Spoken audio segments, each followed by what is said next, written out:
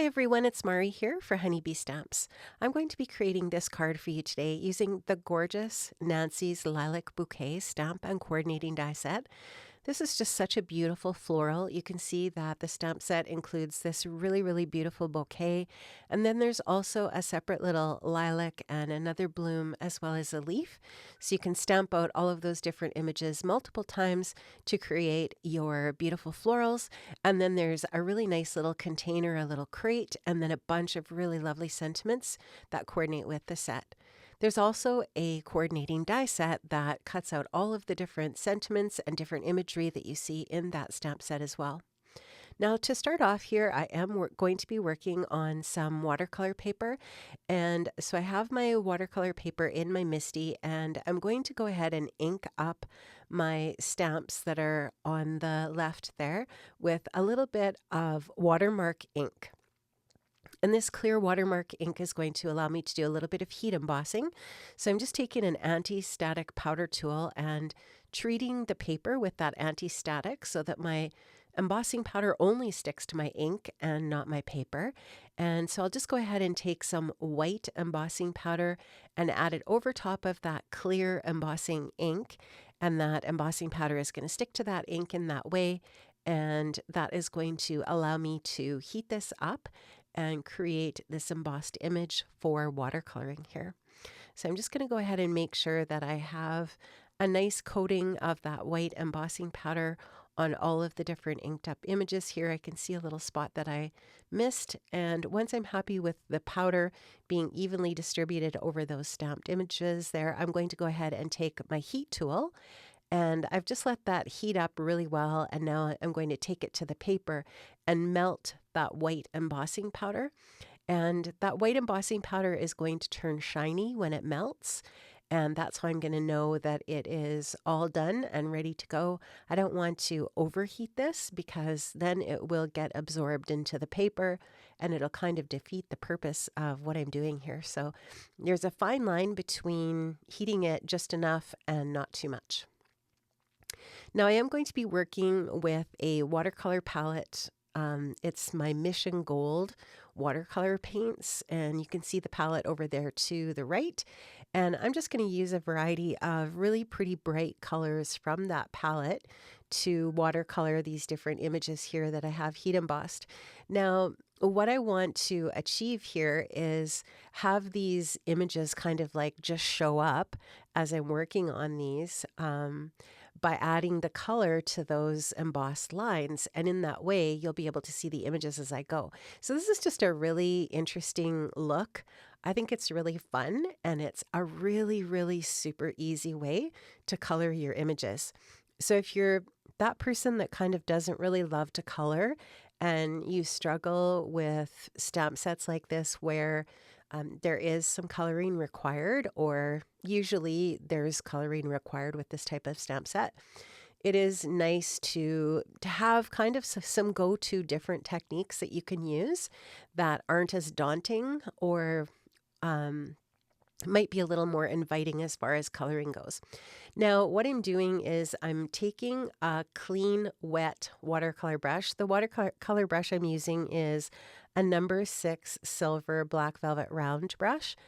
And I'm just putting some clean water in the brush, and then I'll take the brush over to my watercolor paper and I'll add some clean water onto the area where the image is.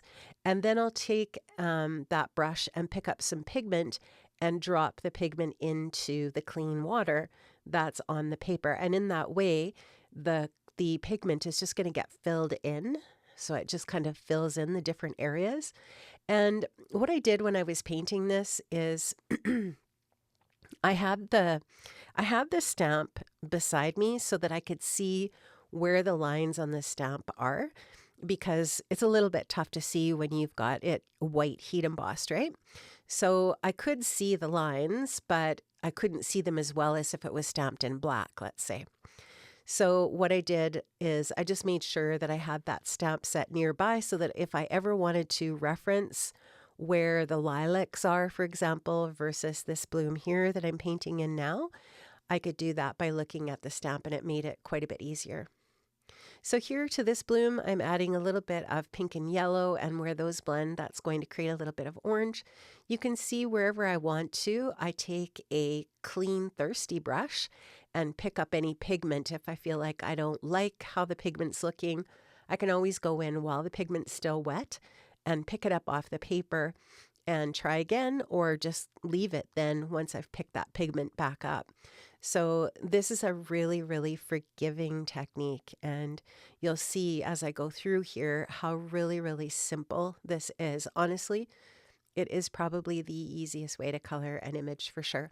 Now, because the some of the areas are pretty tiny, like some of the foliage areas are pretty tiny, um, and the heat embossing takes up some space, so there's not a lot of space left for pigment. So it kind of just looks like a little dot of color, and that's why that is. If you were to just stamp this with ink, it would be different. There would be more space to fill in, more space to color, but the embossed lines do take up some of that space. So you'll see that as I go through, some of the areas are really tiny, and that's why. And so I really love the variation of the colors I'm using here. I kind of wanted to use kind of like a little bit of purpley blue. So I actually mixed up my own color there. That's the really nice thing too about watercoloring is you can blend different colors together to create unique colors that might not be in your palette. And I definitely wanted my lilacs to be kind of more of a purpley blue.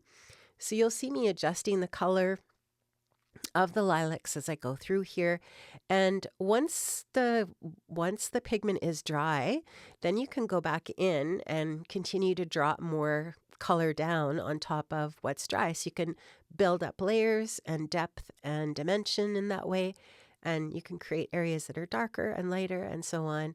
And I love watercoloring. I think it's so much fun. It's definitely a go-to for me for coloring. And I do have several different mediums for watercoloring that I do really enjoy.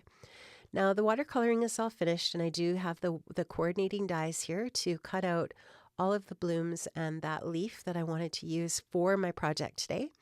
And I'm also going to be using this beautiful Daisy Field 3D embossing folder. This was released last year, I believe, but it is just a really, really great embossing folder for adding texture to a background, and I love it so much. So I just took an A2 size white panel of cardstock here, and I ran that through my die cutting machine with that embossing folder, and now I've just added that. I've adhered that onto my A2 size top folding card base, and now that will be the base for my beautiful florals. Now I also used the wooden crate die from Honeybee rather than using the crate stamp that's part of Nancy's Lilac Bouquet set. I thought I might use this die instead just to show you another way to create a container for your florals.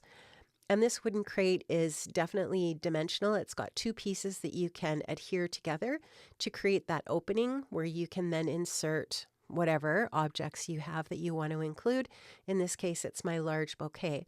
And I did add some foam adhesive to the back of the florals as well there. And that's going to just add that little bit of dimension onto that as well. And then I've got the other lilac and the other bloom and the other leaf to add on as well.